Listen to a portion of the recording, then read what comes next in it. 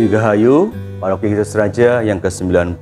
Berikut beberapa pertanyaan yang disampaikan untuk merayakan ulang tahun Paroki Kristus Raja yang ke-90, Suara Panggilanku.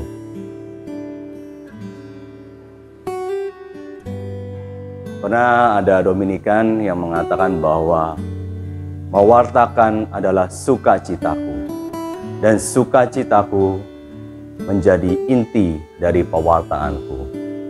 Sukacita adalah inti dari panggilan kehidupan religius sebagai seorang Dominikan.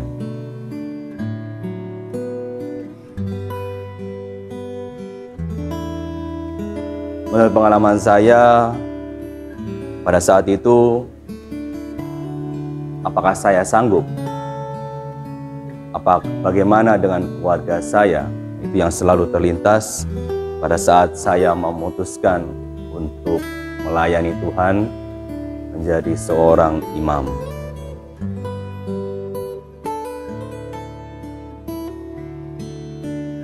Pengalaman saya memang tidak mudah pada waktu itu. Saya boleh dibilang laki-laki yang paling besar dalam keluarga. Saya memutuskan untuk menjadi imam setelah saya selesai studi.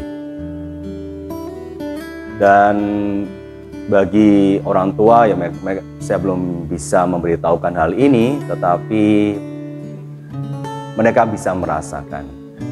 Jadi saat saya menyampaikan keinginan saya, mereka bisa memahami, mereka bisa mengerti, dan akhirnya memberikan izin.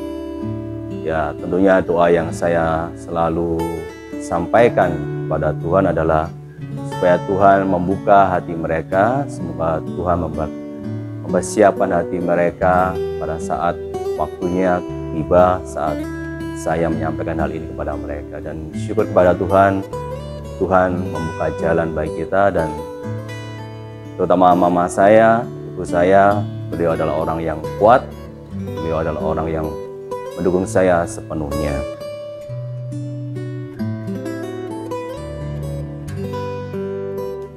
Jujur, relasi kami menjadi semakin kuat dalam hal ini, ya terutama karena kami, kalau boleh dibilang bahwa saat ini kami saling mendoakan. Dan itu yang menjadi kekuatan kami, keutuhan kami, kerekatan kami, bahwa kami lebih erat dalam hubungan doa kami. Karena bagaimanapun juga saya mendoakan mereka dan juga mereka mendoakan saya. Dan meskipun kami jauh satu sama lain, tapi keeratan ini, kerekatan ini menjadi semakin terasa di mana kami boleh berjumpa dalam doa.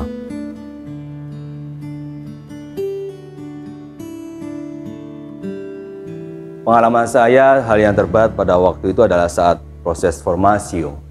Jadi saya harus menjalani proses formasio ini di Manila. Ya memang saya sudah tahu karena belum ada Dominikan di Indonesia pada waktu itu, dan saya harus menjalani proses pembinaan di Manila. Hal ini membuat kekhawatiran sendiri, apakah saya bisa beradaptasi dengan mereka, mereka bisa beradaptasi dengan saya, lalu jarak yang begitu jauh bagaimana dengan keluarga saya.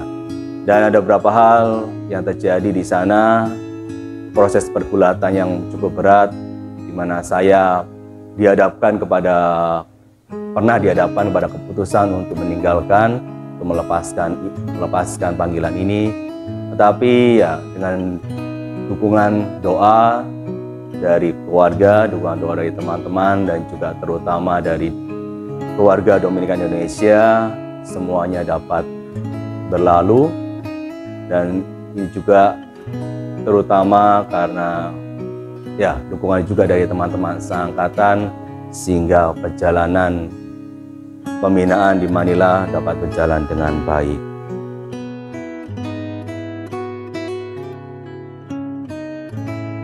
Saya tidak pernah menyesal untuk menjalani panggilan hidup ini. Saya bersyukur atas rahmat Tuhan dengan panggilan ini, di mana saya dipanggil untuk melayani gerejanya, melayani altarnya, dan terutama untuk melayani umatnya lewat pewartaan. Sebuah keistimewaan, tetapi juga sebuah tanggung jawab yang besar. Saya boleh yakin bahwa semua ini adalah karya Tuhan. Setiap hari tentunya bagaimana saya menyerahkan semuanya kembali kepada Tuhan. Tuhan yang memiliki segalanya, ini adalah karya Tuhan. Saya hanya berpartisipasi dalam karyanya, dan Tuhan, semoga Tuhan melengkapi seluruh kekurangan dan kelemahan saya, sehingga saya boleh dipantaskan, dilayakan untuk melayani umatnya dan gerejanya.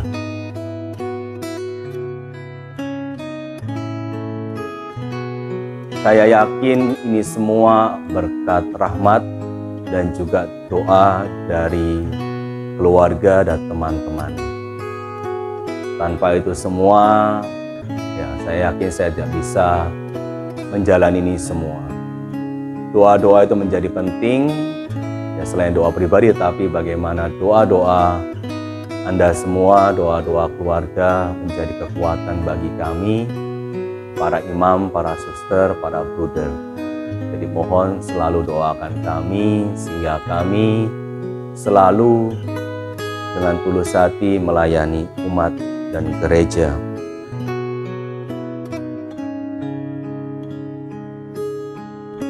Sesuatu yang unik di Kalimantan Barat ini, tentunya di Pontianak, kami para Dominikan melayani umat dalam dunia pendidikan. Di sini kami benar-benar mencoba untuk mendidik anak-anak untuk menghidupi ataupun untuk mengejar mimpi mereka, dan terutama untuk mencari masa depan yang lebih baik. Dan di sini kita melihat bagaimana banyak orang yang menginginkan atau berusaha untuk belajar, tetapi karena keterbatasan, ya banyak hal, ekonomi, ataupun juga sarana dan prasarana, kita merasa tersentuh bahwa kita harus hadir di Pontianak ini untuk mendidik mereka, untuk mengajak mereka bahwa sesuatunya adalah lebih baik dengan pendidikan. Dan misi kami yang saat ini yang sedang kami lakukan dari Rumah Santo Dominikus, dari Ordo Dominikan di Pontianak, bersama dengan Keuskupan dan juga Kongregasi Pasionis, kami bekerja sama untuk mencoba mendirikan Universitas Katolik yang pertama di seluruh Kalimantan. Ya, harapannya dengan Universitas Katolik ini banyak anak-anak kita, banyak putra-putri daerah kita di Kalimantan Barat ini dapat belajar di Pontianak ataupun di Landak, di Ngabang, sehingga mereka dapat bersaing, sehingga mereka dapat menunjukkan kemampuannya yang saya yakin tidak kalah bagusnya, baiknya dengan orang-orang di tempat lain. Dan bila melihat antusias mereka untuk belajar, ya sangat boleh dibilang menyentuh, dan mereka bisa dari keluarga yang biasa, ya mungkin mereka tidak bisa membayar dengan uang, tapi kita juga mereka bisa membayar biaya kuliah dengan apa yang mereka miliki, apa yang mereka kerjakan di ladang. Ada yang mungkin beras dan beberapa hasil ladang lainnya. Dan ini menjadi tantangan bagi kami untuk senantiasa melayani mereka dalam dunia pendidikan, dan semoga putra-putri daerah Kalimantan Barat ini dapat berkembang dengan baik dan memiliki masa depan yang lebih baik.